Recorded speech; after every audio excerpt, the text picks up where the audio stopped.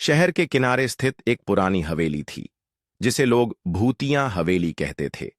कई वर्षों से बंद पड़ी इस हवेली के बारे में कई कहानियां प्रचलित थीं, लेकिन कोई भी इसकी सच्चाई नहीं जानता था। एक दिन अन्वेषण के शौकीन राहुल ने इस हवेली का दौरा करने का निर्णय लिया।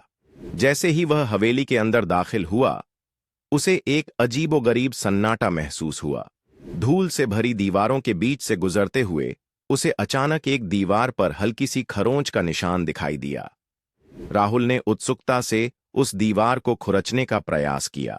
जैसे ही उसने दीवार की सतह को छुआ, उसे लगा कि वह दीवार के अंदर से कोई आवाज सुन रहा है। उसने और जोर से खुरचने की कोशिश की, तभी दीवार की सतह पर एक दरार उभर आई।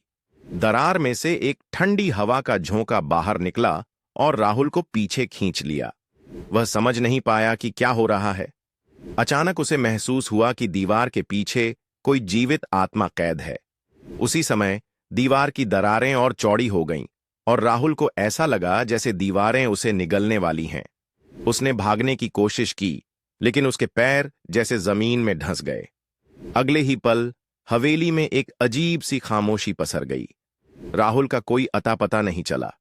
लोग कहते हैं अब वह भी हवेली की दीवारों में कैद हो चुका है।